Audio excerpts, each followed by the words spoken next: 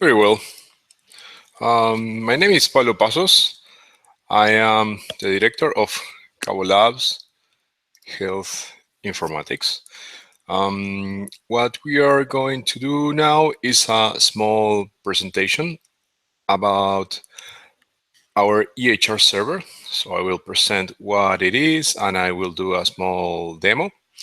So for short, the EHR server is a generic open source clinical data repository that is designed to work in the cloud. So it's specifically for the cloud. And it's compliant with the openEHR standard. If you don't know openEHR, openEHR is an open standard that it defines an architecture for healthcare information systems that allows you to give high quality to your software, a high level of maintenance, and the systems you are created are interoperable by design. It does a lot of elements that enables interoperability based on openEHR. It also provides a very generic and stable information model, so you don't need to design that from scratch. It provides you with a model that allows you to store any kind of clinical information with any structure, and also defines a formal and very strict knowledge management methodology, and gives you tools to manage knowledge. What is knowledge management in the context of openEHR? It basically allows you to define the clinical document structure and define different clinical document structures using the same information model. So all your data is compatible, is interoperable, and gives you a lot of elements that allows you to adapt to different situations in terms of clinical documentation, and also includes the use of standard terminologies. So that is basically what openEHR allows you to do. And it is also widely adopted. You can visit the openEHR website to know more about it. If you don't know about it, you should. And if you are working in the e-health domain, you should know about this standard. You have here a longer introduction to openEHR than the one I gave. And who is using openEHR? There are a lot of companies that are developing their software being compliant with the standard. There are a lot of research projects also on universities around the world that use the standard, and also it is being adopted by countries, also by the Ministry of Health of different countries. Like past year, it was recommended by the Indian Ministry of Health, and is included in their document about the national standards, alongside with HL7, SNOMED, etc. All those standards that you might know of. openEHR is there. So take a look at this, because it is coming to stay. And so if you have any questions or comments, or you want to know more about openEHR, you can come to this website. There are a lot of information, and also you can ask your questions on the mail list. We have different mail lists that are technical or clinical, and you can ask your questions there.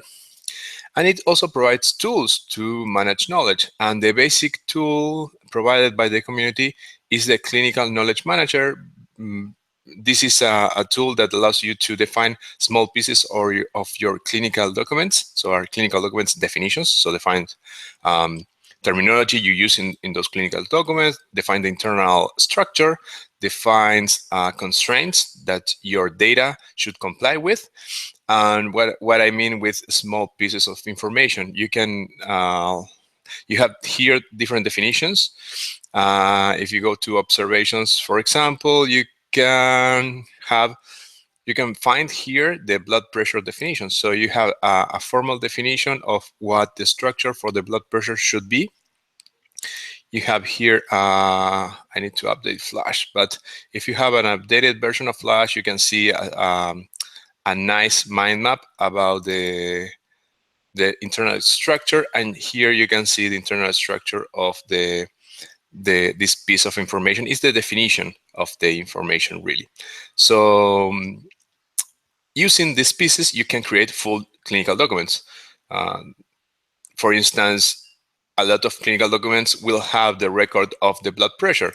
So you can use the blood pressure on several clinical documents, but you need to only define that specific concept once. So that's the key thing. This is creating small pieces like a Lego, and you can create any clinical document using these pieces that are already defined by the community, and you can grab them from here and use them for free. So that is something that a lot of companies and organizations are losing time on doing this again and again and again on every project. And this is the thinking of a way to define things once and use them many times. And the EHRServer is using these concepts, these definitions, and these constraints to be able to store any kind of clinical document. So that is why it is compliant with the openEHR standard, and that is why the openEHR standard is so important for the EHRServer to give you the functionality of actually store any kind of clinical document. That is why it is a generic clinical data repository. So now going back from openEHR to the EHRServer, if you visit our site, CaboLabs.com, if you go to the EHRServer section, you can find information about the project itself.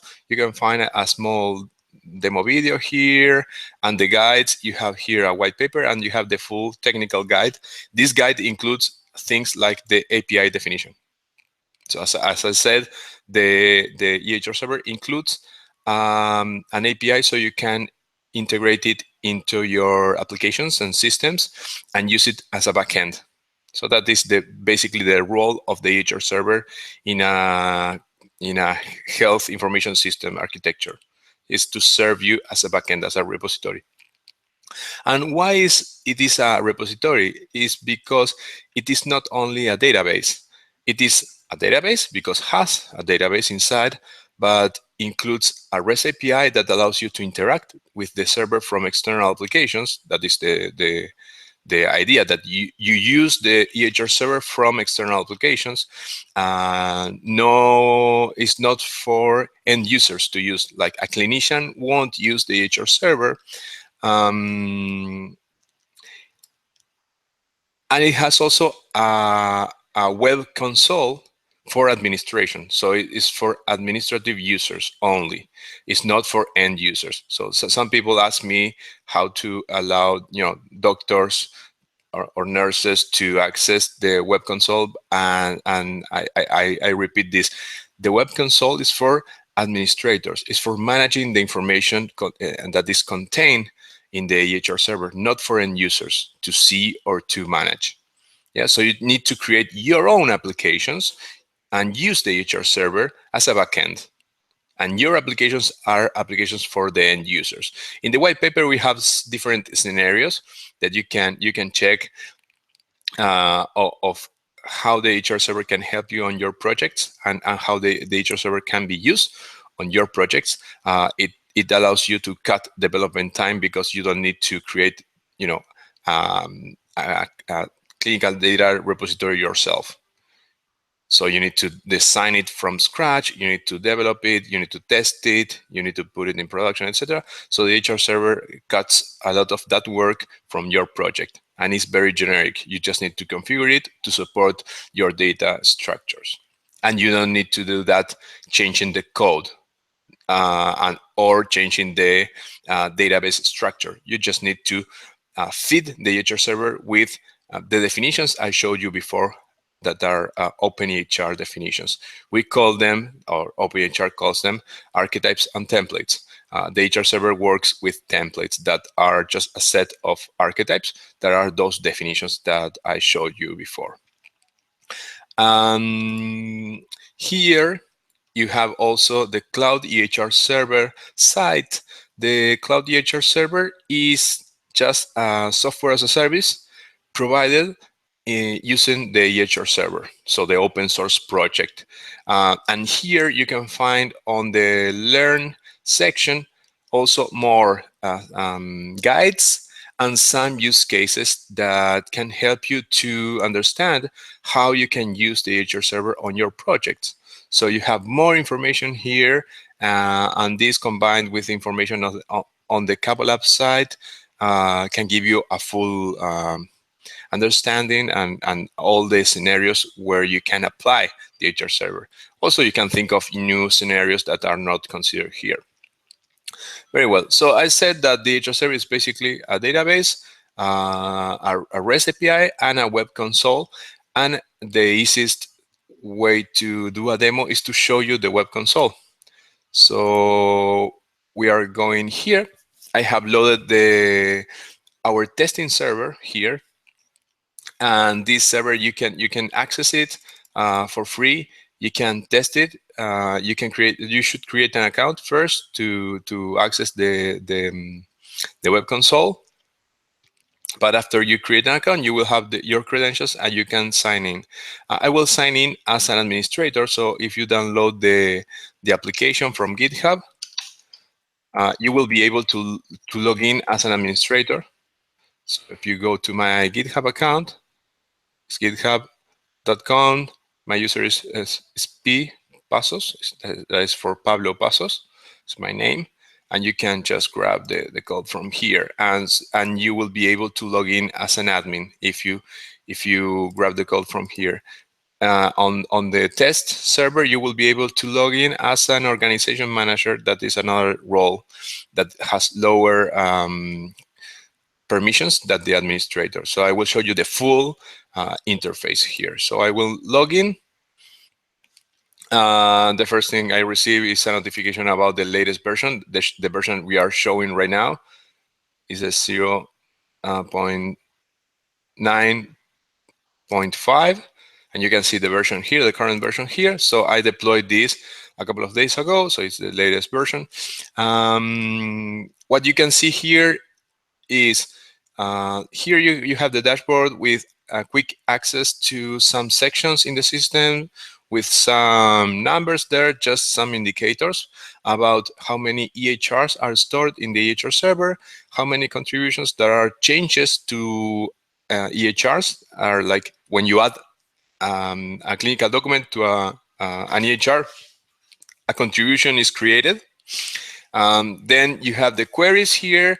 I will show you what queries are and how they are created. And you have the templates here. Templates are clinical document definitions, following the openEHR standard. So you can add more templates to support more structures of clinical documents. And below you have all the organizations that have clinical documents and EHRs in the EHR server, and some information about how many space they are using right now. So these are all test accounts created by different companies and developers that are willing to use or are using the EHR server, and sometime in the past they created these accounts to test the EHR server. We had an older EHR server for testing that had like 10 times this amount of users. So and in the menu, we changed the menu a little to group the items in a better organization, to have a better organization. And you can have here you can see the organization's users and roles are grouped. Basically here we all the EHRs should be stored in the context of an organization, and all the users should be associated with our organization. That is because we support multi-tenancy. So that is a basic requirement for the cloud to support many organizations and many users on the same in the same instance of the EHR server, but the data is not shared between organizations. So you can store your EHRs and your clinical documents, and another other organization won't see your clinical documents. So from here you can see the details of an organization. Each organization has a number and a unique identifier. You have basic information about the organization and some indicators of that organization, and you can navigate those indicators through time. Those indicators are calculated monthly. How many transactions you did in the EHR server, how many documents you have stored, how much memory you are using, etc. So you can navigate there, and you can see data from history. And each organization can create and manage from here different API keys that are used to use the REST API. So you can create one API key and use it on your mobile application. Maybe if you have a mobile application that wants to store data in the EHR server, you can use this to connect to the EHR server. Those are private and should be on a safe location of the mobile application or the web application that uses the EHR server. Because this is a test server, I can show you the API keys. So there's no problem. There's no private information here. So no issue there. Here we have all the users. If you are associated with one organization and you are not an admin, you will see just the users from your organization. I can see all the users from the system that are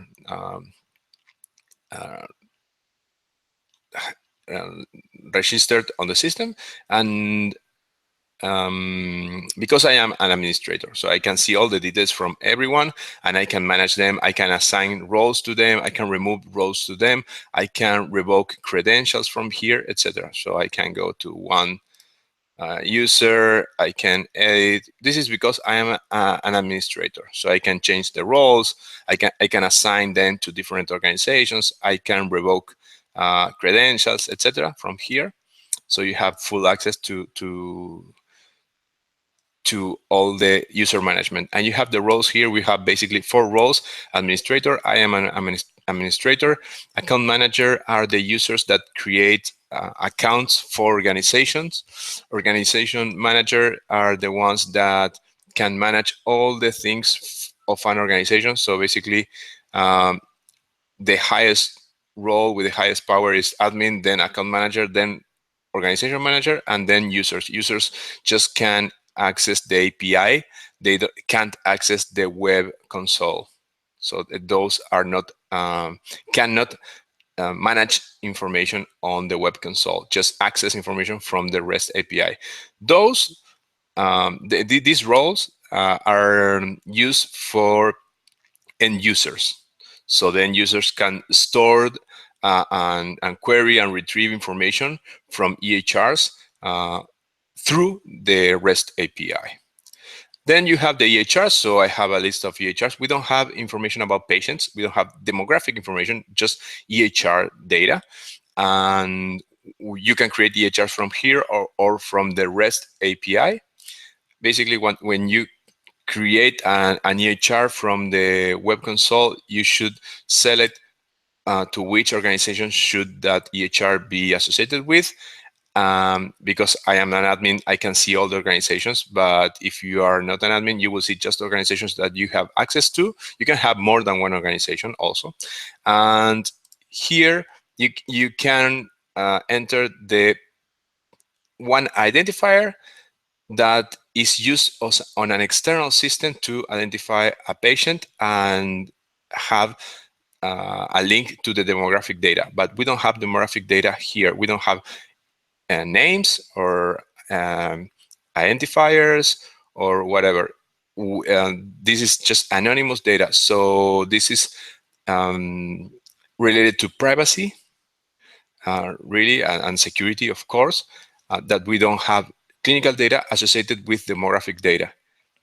Yeah, so this is more secure than having all the data on the same server, and it's a basic requirement from the openEHR specifications. But having a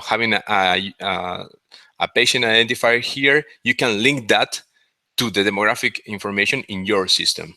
So if you have patient data, you can link that and show that information alongside with the clinical information to your users that are doctors, nurses, technicians, etc.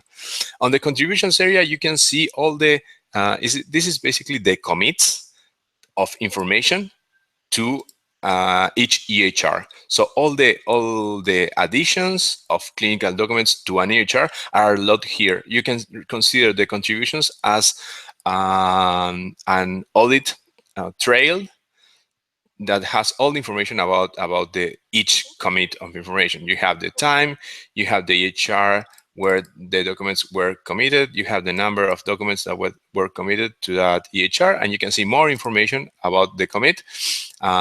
Each commit has a unique identifier, is related to an EHR. You have the name of the person that committed these documents. You can have more than one document committed on the same contribution. Here is just one, and you have all the information about the clinical document, the date, the identifier, the type of document. You can see this is an encounter, and the change type, if the change was a creation of a new document or was an amendment or a modification. And when you do amendments or modifications of clinical documents, the EHRServer creates new versions of that clinical document. The old version is not deleted.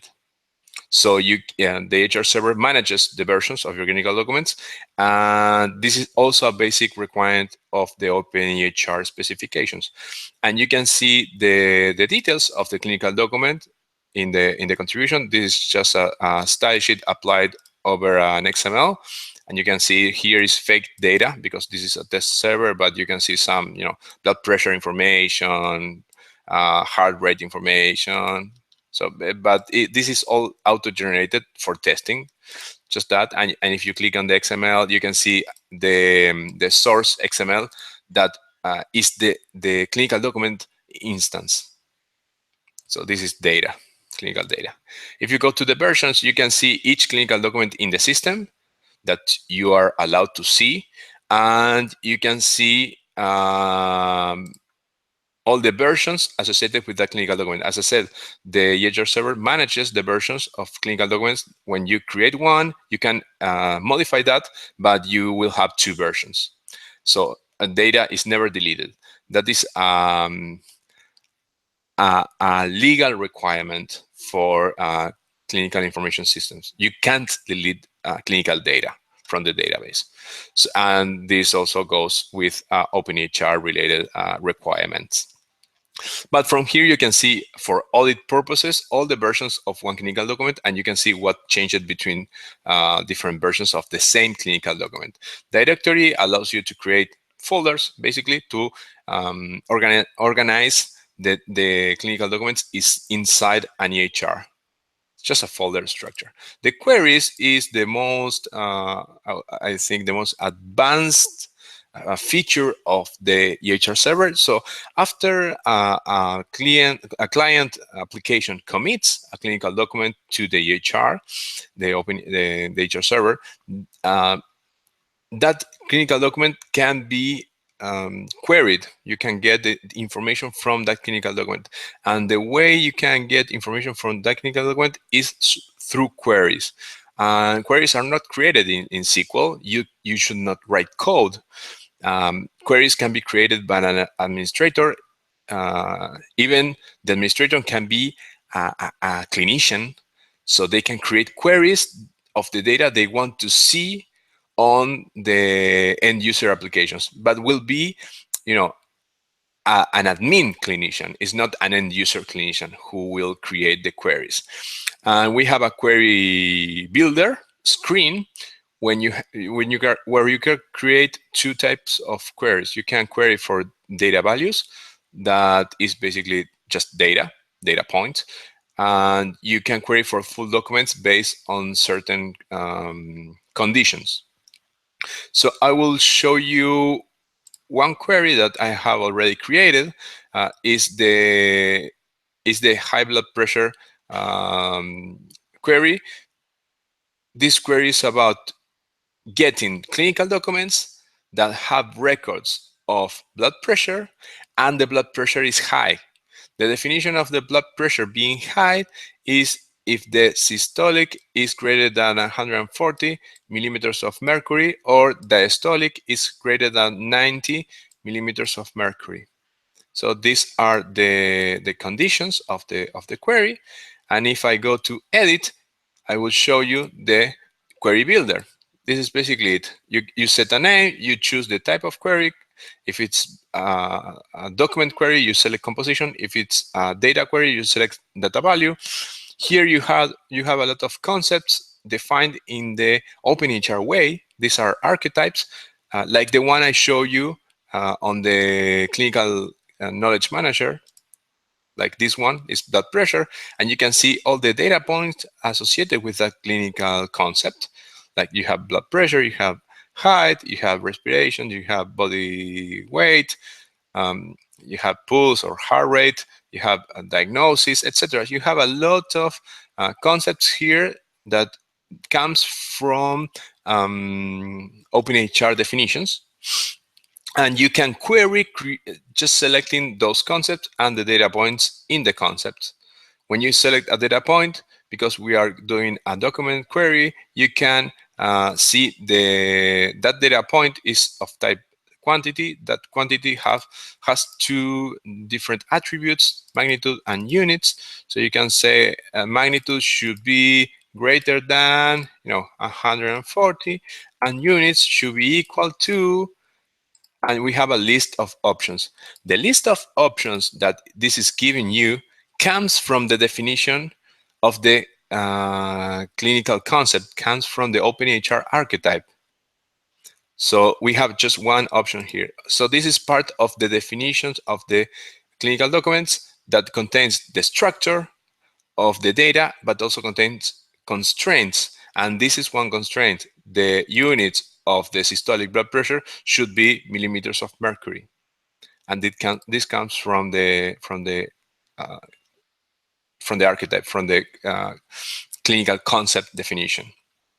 So it's very smart. So it is guiding you through the query creation process. And below that, you have some attributes for the query. I won't go into detail on those. The basic one that is used a lot is the default format. So when you create a query, that query will be able to be executed through the REST API. And the output format can be XML or JSON. So you can get the same data in two different formats. And here are both conditions. So systolic magnitude should be greater than 140, and diastolic magnitude should be greater than 90. One of those conditions is one or the other. And if I test this, I can also test the query with current data in the EHRServer. So I just need to select an EHR, and I can have a filter for dates. So you can say, hey, the document should be created from this date to this date. So I filter the results and I can execute. And let's see if I get information. So I get information in JSON, and these are clinical documents indexes. So you don't have the data here. You have the ID of the clinical document, you have the time of the clinical document, and some information. So this is metadata. But it's telling you that these documents have a record of blood pressure, and that the record of blood pressure on these documents is high.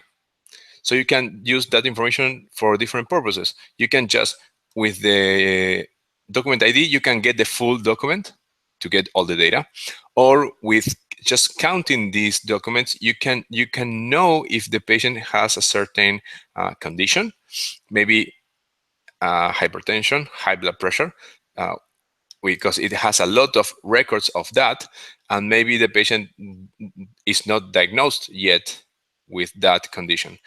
So this allows you to integrate data from the EHRServer with clinical decision support systems.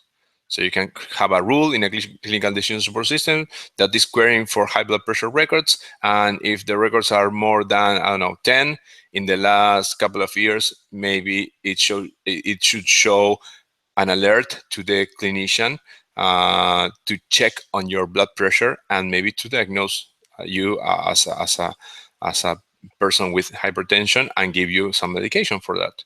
So the EHRServer can be used also for that, to feed clinical decision support systems. Also can be used to feed data warehouses using ETL.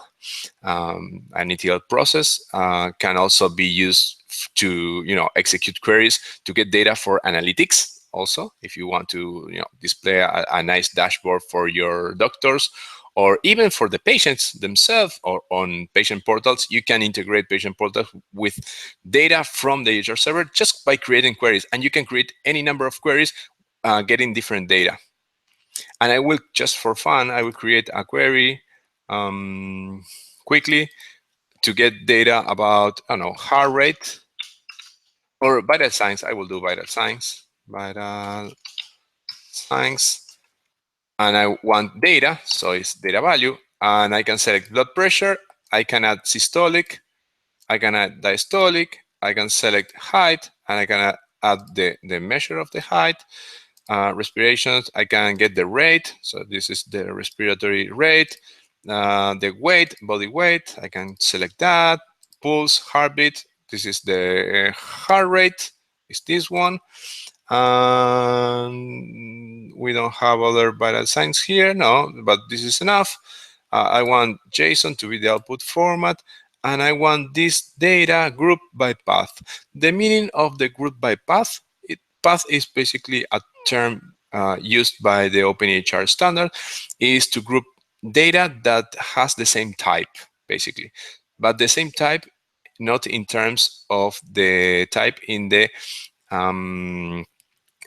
openEHR information model, is the conceptual type, is the semantic type, is this.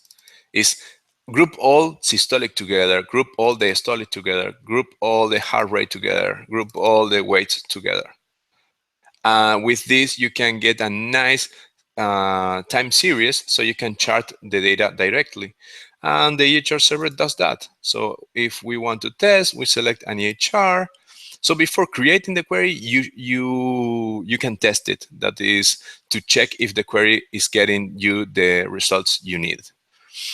And here I don't have data for this EHR. I will check if I have data for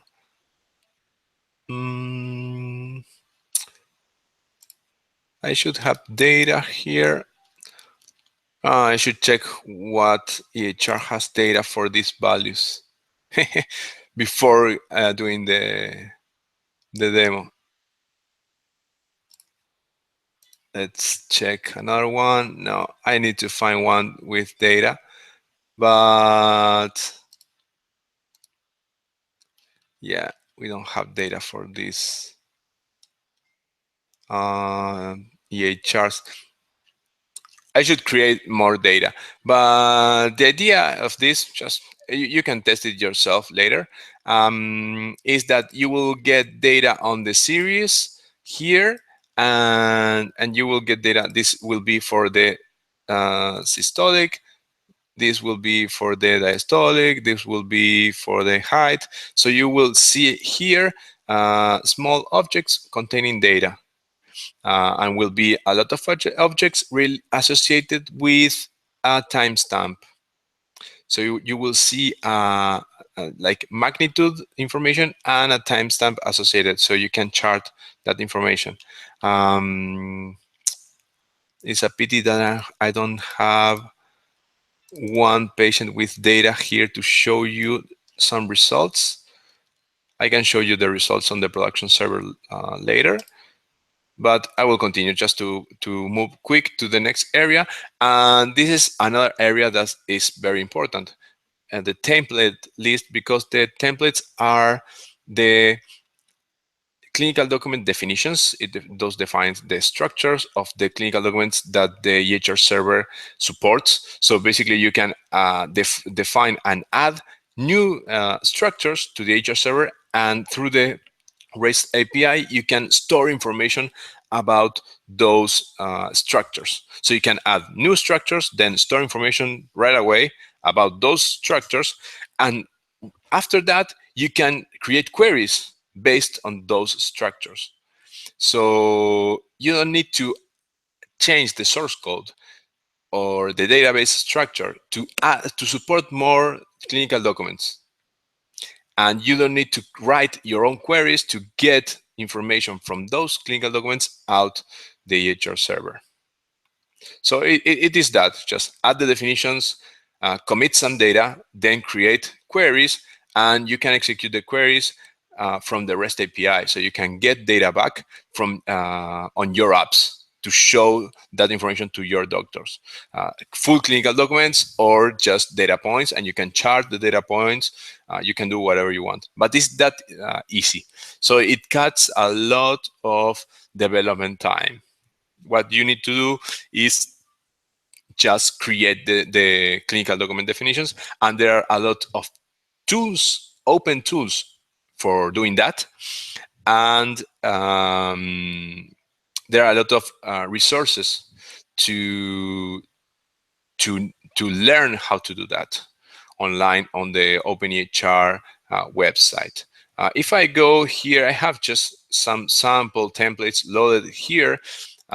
Simple encounter. You will see some information about the template, some ID, etc. And you can see the template in its XML form. And this is all the definition. You can think of this as a schema for clinical documents that are compliant with the openEHR standard. So you can see this is the reason for encounter information. So inside the encounter file, you have structures for the reason for encounter. You have blood pressure here, structure for the blood pressure inside the same clinical document, information about the pulse, the heart rate, information about the respiration rate, the breathing, height, a lot of vital signs here, body weight there, a section containing all the vital signs, just a grouper there. You have an exam there that is a result for maybe a laboratory exam, a diagnosis there, and this is the structure defining the encounter itself. So this is basically it.